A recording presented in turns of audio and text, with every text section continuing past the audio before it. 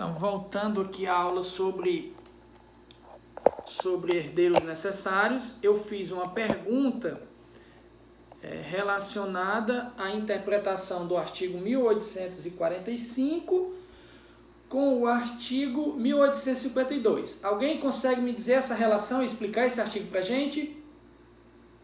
Quem pode fazer isso? Eu entendi.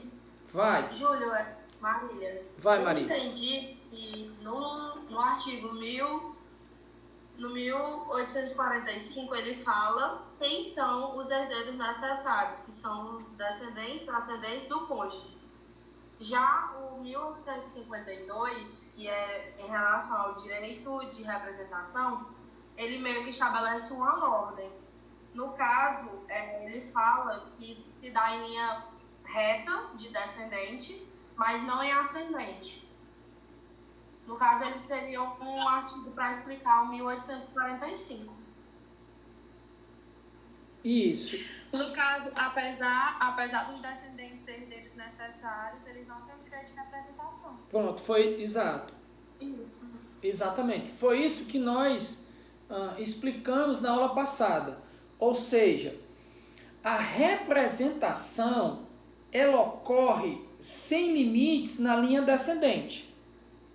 Mas não existe representação na linha ascendente. Perceba, eu falei representação. O que é a representação? Ocorre a representação quando o herdeiro falece antes do autor da herança, né? E aí, os herdeiros desse herdeiro pré-morto o sucedem na herança deixada. Então, na representação, eu vou ter a situação da pré-morte, em que o herdeiro beneficiado falece antes do autor da herança. Então, a representação só vai existir na linha descendente e nunca na linha ascendente. Perceba que eu falei representação. A transmissão é ilimitada. Não há limitação com relação à transmissão. A transmissão ocorre quando? Quando o autor da herança, quando o herdeiro falece logo após o autor da herança. Então ele recebeu e ele transmite aos seus herdeiros.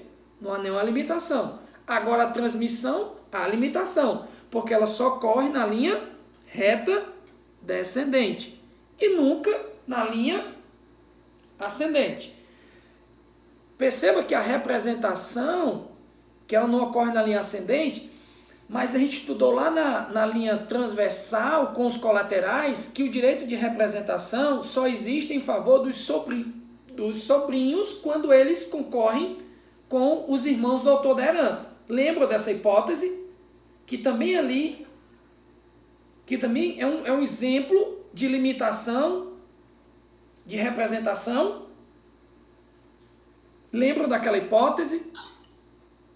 Sim, professor. Pois bem, aquela hipótese ali, aqui tem o mesmo sentido. Aqui no sentido de que o código diz, olha, a representação só existe na linha reta descendente, nunca na linha ascendente. Mas pode haver a transmissão. Correto até aí? Correto. Muito cuidado com isso. Então, muito cuidado com esse artigo 1852. Por isso, gente, por isso que o cônjuge, quando ele concorre com os ascendentes, tem quinhões diferentes, né?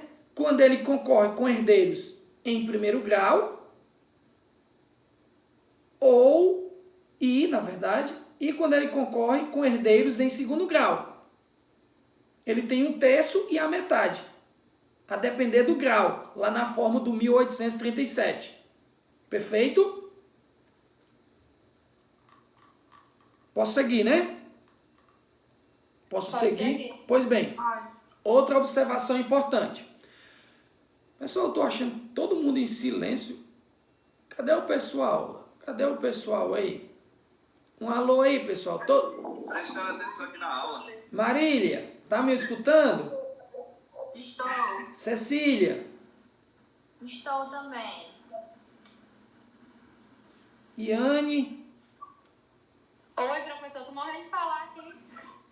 Muito bem, mas porque eu vou perguntar a todos. Isaac. Aqui, doutor. Cecília, Estou aqui, professor. estão entendendo?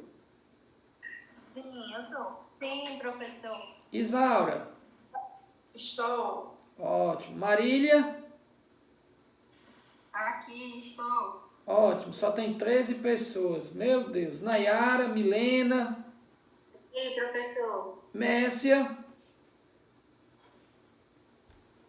Messia.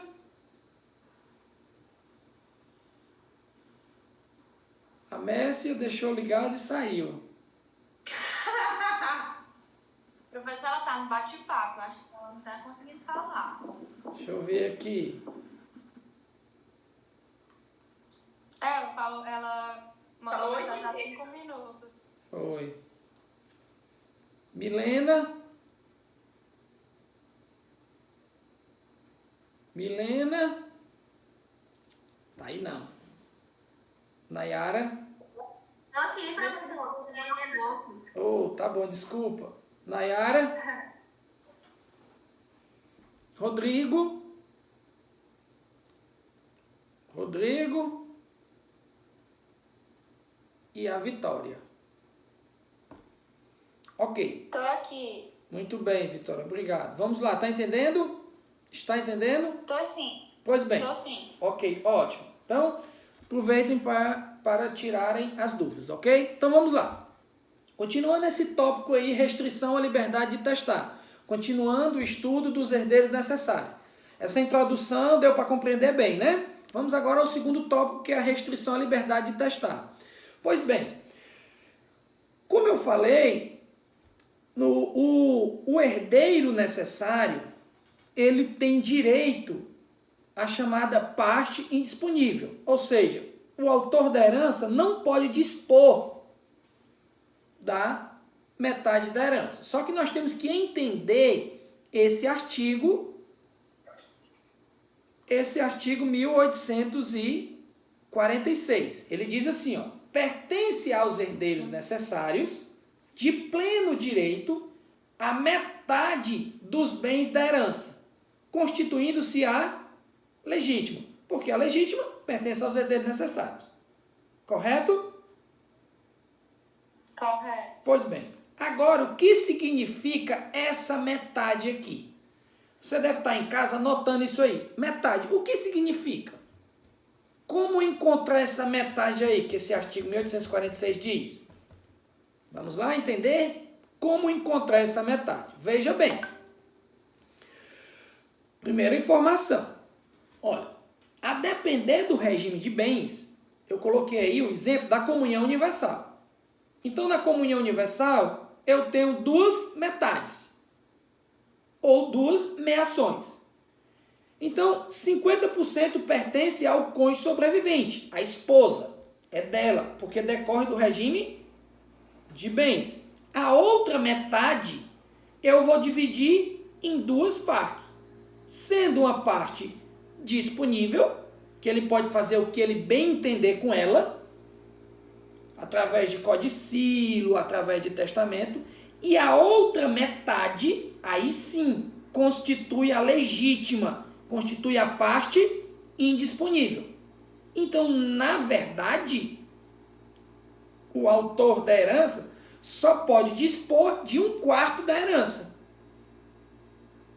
Verdade? Compreenderam?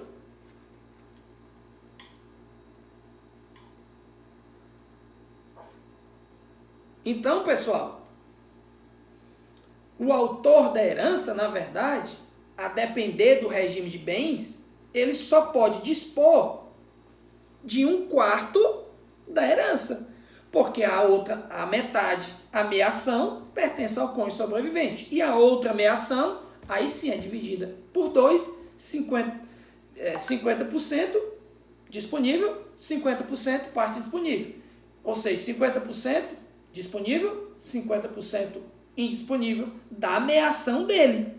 Do total da herança, ele só pode dispor livremente de 1/4.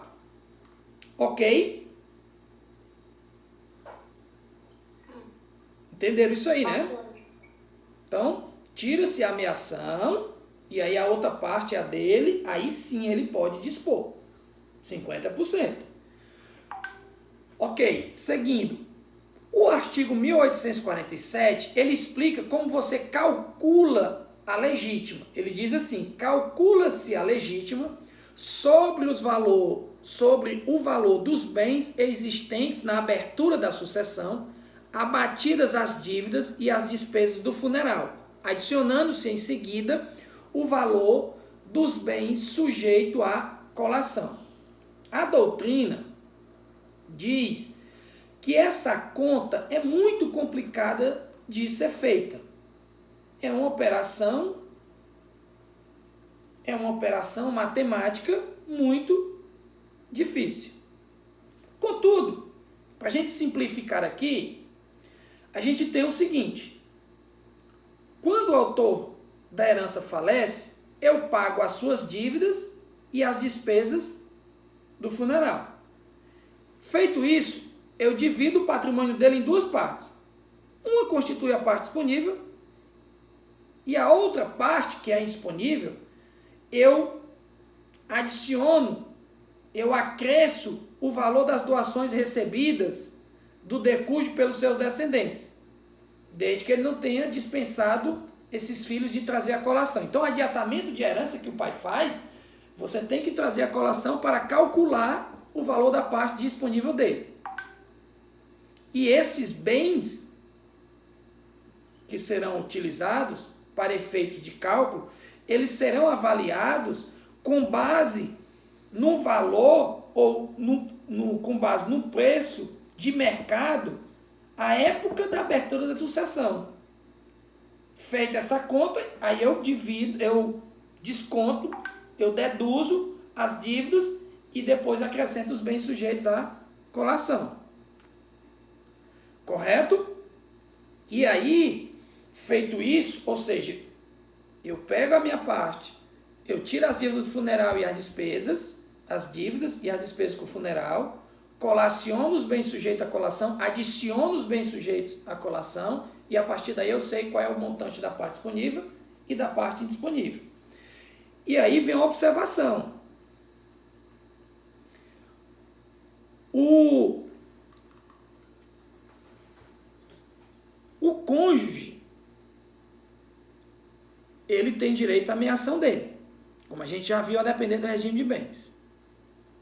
E o autor da herança, ele pode dispor da sua parte disponível da forma que ele bem entender, inclusive deixando tudo que eu digo, a parte disponível, somente para um dos filhos. Então, esse filho, ele pode ser um herdeiro legítimo necessário e um herdeiro universal testamentário, ou um herdeiro legítimo necessário e um legatário.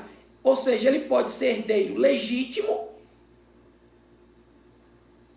necessário e ele pode ser um herdeiro universal testamentário.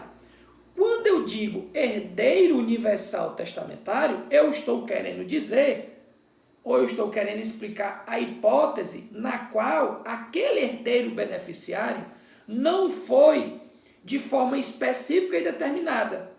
Porque se assim o fosse, ele seria um herdeiro legatário. Então, da parte disponível do autor da herança, ele pode dispor integralmente em prol de um filho. E esse filho, além de ser herdeiro legítimo necessário, também será um herdeiro universal testamentário.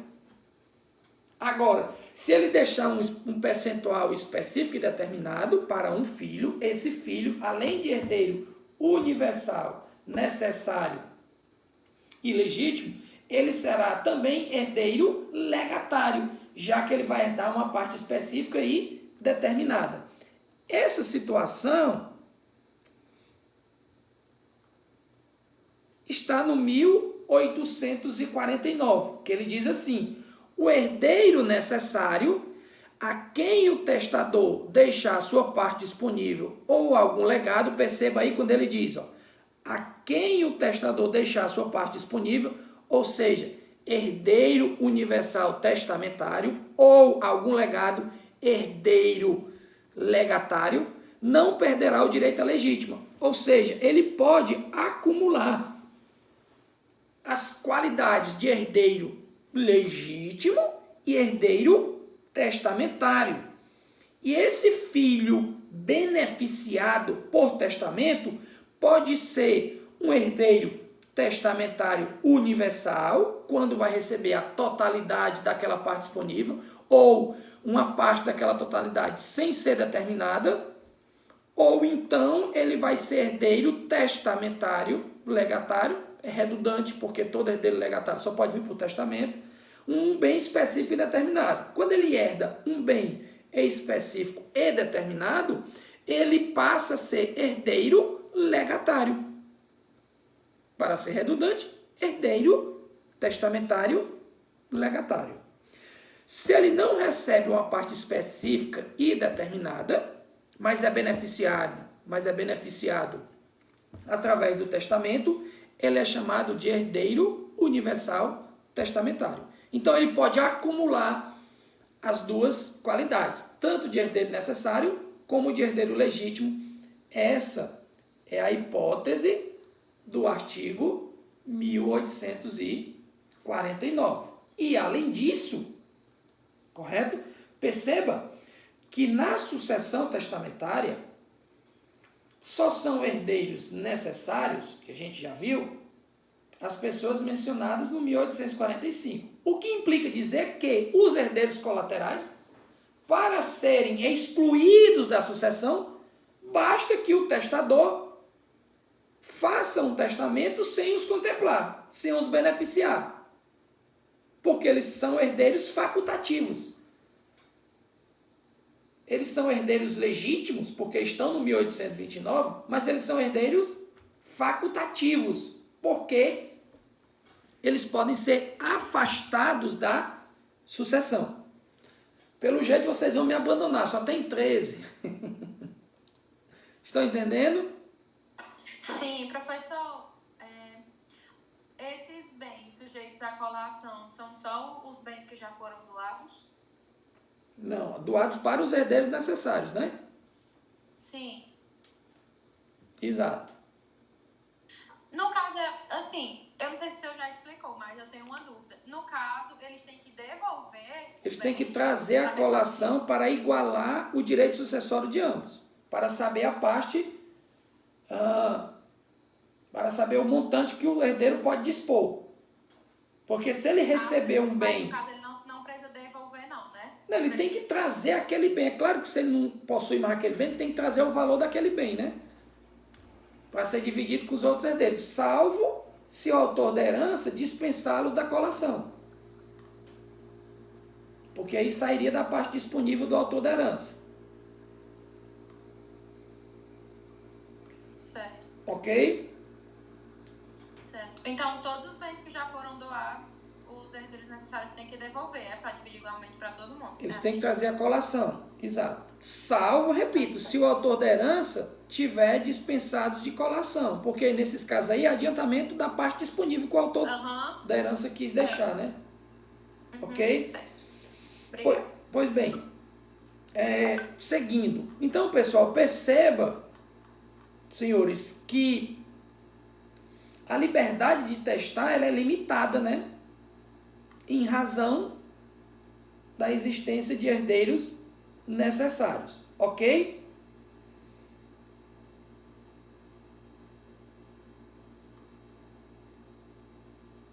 Ok?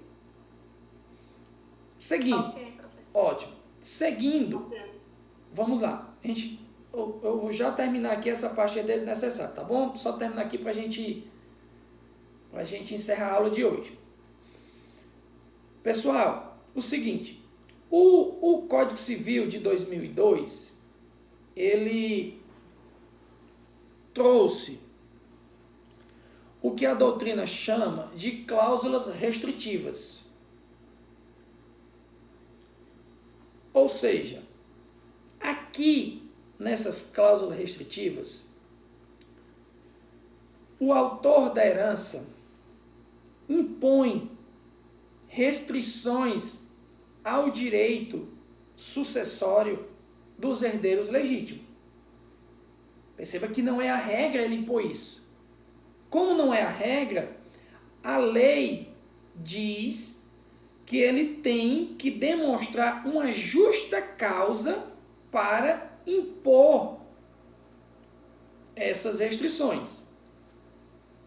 Essas hipóteses estão no 1842. E veja que o Código já começa dizendo, salvo se houver justa causa.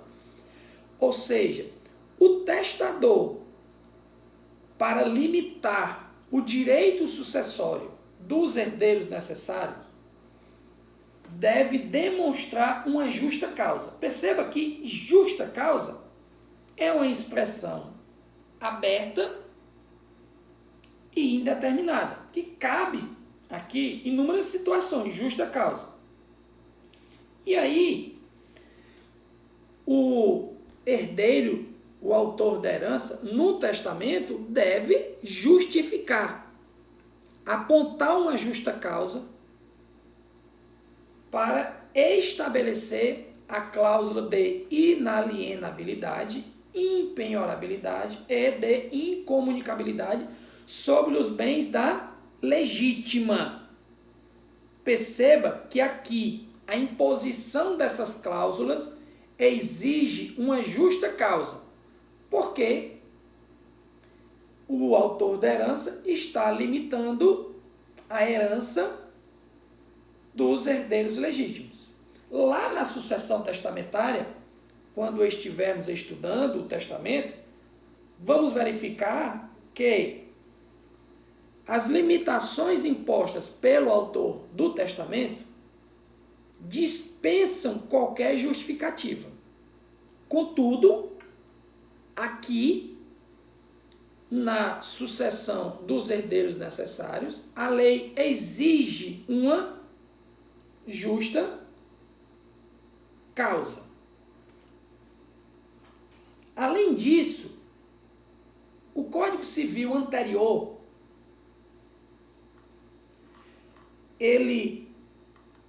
deixa eu ver aqui qual é o artigo. No Código Civil anterior,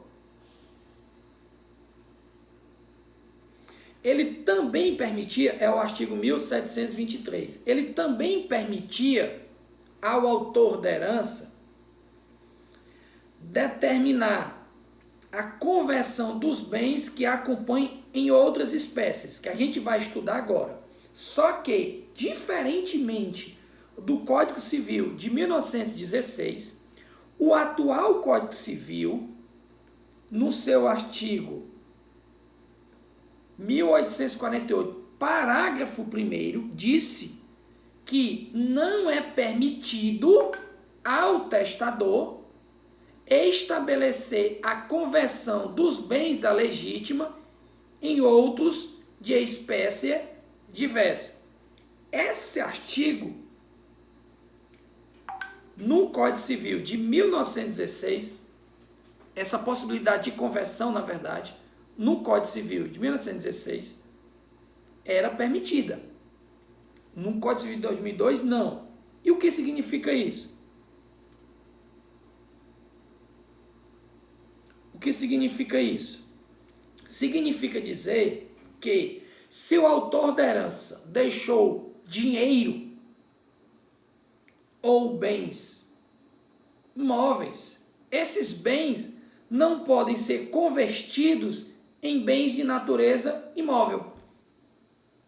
Se ele deixou um bem móvel, um carro, esse bem ou semoventes, esses bens não podem ser convertidos em bens de natureza diversa. Não podem ser convertidos em bens imóveis, em ações. Ok? Perceba então que esse parágrafo 1º era permitido em 1916. No Código Civil de 2002, a conversão não é permitida. Ok? Pessoal, já estou terminando esse tópico aqui, tá bom? Então, o que é que o Código Civil de 2002 diz? Que é proibida expressamente a conversão desses bens da legítima em outros de espécie diversa.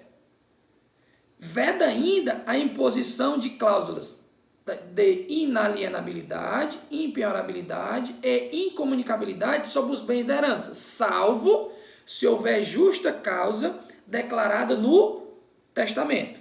E aí, na aula seguinte, eu vou encerrar a aula de hoje, na aula seguinte, nós vamos estudar as cláusulas de inalienabilidade, incomunicabilidade e impenhorabilidade e subrogação de vínculos, para a gente encerrar esse tópico herdeiros necessários, ok? Então, declaro encerrada a aula de hoje, já são quase 9 horas, vocês estão cansados, e aí na aula seguinte, depois da prova, a gente vai cuidar de finalizar esse tópico dos herdeiros necessários, ok?